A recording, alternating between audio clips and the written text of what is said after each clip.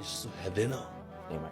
මුස්ලිම් මිනිස්සු බණ අහනවා. ගොඩක් අහනවා. මගේ යාළුවා අහනවා. කතෝලික තරුණ පැවිදි වෙන්න අහනවා. ඒ මොකද මිනිස්සුන්ට අතට අහුවෙන දේවල් කියනකොට මේ දර්ශනයේ තියෙන ප්‍රායෝගික පැත්ත 2025 ජීවිතයට ඇදලා අරගෙන දාලා කියනකොට ඒකට කොහෙන්ද ආගම? මනුස්සකමට කොහෙන්ද ආගම? 2045ට ගියත් 2100ට ගියත් ධර්මය එදාට ගැලපෙනවා. ගැලප අකාලිකෝ මේක අකාලිකයි. සර්වකාලීන දහම මිනිස්සු වැළඳ ගන්නවා. අර නොපෙනෙන දේවල් කියපුවාම නෙමෙයි මම මේ කාටවත් ගරහනව දොස් පරොස් කියනවා එහෙම නෙමෙයි. මිනිස්සු යථාර්ථය තේරුම් ගන්නකොට තරුණයෝ දවසට ඇමතුම් කොහොමත් 200කට වැඩියෙන් එනවා.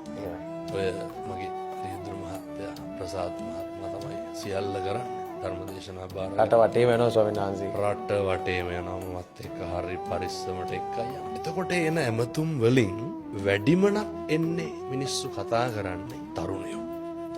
මගේ YouTube channel එක කරන තරුණ ඊයේ පෙරේද කිව්වා අර වගේ මොනිටර් වෙනවන්නේ බලන වයස් කාණ්ඩ 182ක් අවුරුදු 35ට අඩු කට්ටිය. 182ක් අවුරුදු 182ක් අවුරුදු 35ට අඩු කට්ටිය. හොඳ ප්‍රවණතාවය ස්වාමීන් වහන්සේ. හොඳ ප්‍රවණතාවය. අපි හිතන් හිටියේ මීට අවුරුදු ගානකට කලින් අවුරුදු 50 60 පැන්නට පස්සේ තමයි ධර්මය මතක් වෙන්නේ කියලා. අවුරුදු 60 පැනපු කිසි කෙනෙක් බණ අහලා නැහැ.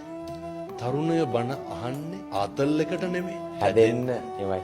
හැදෙන්න. තරුණයෝ වාහනේ යනකොට නිකන් බණ දාගෙන යන්න ඇහුවොත් අහන්නේ. දුර්වලයි, අඩුපාඩු බහුලයි, අදිස්සි කෝප ගොඩයි, විශ්වාසය කැඩීම් ගොඩයි. හැබැයි ධර්මය ඇහෙද්දී මම නිවෙනවා. හැදෙනවා. මම හැදෙනවා. දැන් මේ වැඩසටහන බලන උදවියට හිතේ කමෙන්ට් කරයි මම හාමුදුරුවන්ගේ බණ අහලා හැදුනා. හාමුදුරුවෝ කියන දේ බොහොම පැහැදිලි. ඒකේ ලොකු ගැඹුරක් නෑ. ඒක හරි සරලයි. සවනස මොකද දැනෙන්නේ? එහෙම කියද්දි හිතෙන්නේ. අර ශාසනික වගකීම එදා බුදුහාමුදුරුවෝ පවර ලොකු සෝන තරම් අහනවා ඉඩකඩම් පූජා කරන්න.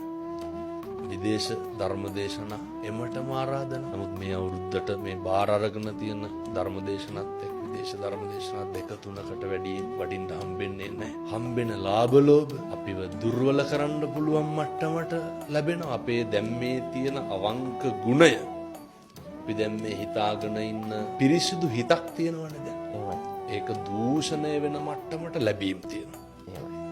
ඒ කියන්නේ අපි නොමගට අරයන් නොමගට අරයන් තමයි හැමදේම සිදු වෙන්නේ. හැමදේම සිදු වෙන්නේ. නම් අවදීන් සිටින්න. අවදීන් බුදුහාමුදුරුවෝ උගන්වලා තියෙනවානේ භික්ෂුව ලාභේදී පිරිහෙනවා කියලා. ඒක කලින් දැනගෙන තියෙන හින්දා හරි ලේසි. මේකේ තියෙන తాවකාලිකකම අඳුරගන්න හරි පහසුයි. ලොකු සතුටක් තියෙනවා. ඒ සතුට අර පුද්ගලික ජයග්‍රහණයක් විදිහට නෙමෙයි. කවදා හරි ලොකු අරමුණක් බලාපොරොත්තුවක් තියෙනවා ජීවිතේ පැවිද්දට අර්ථයක් සපයන්න.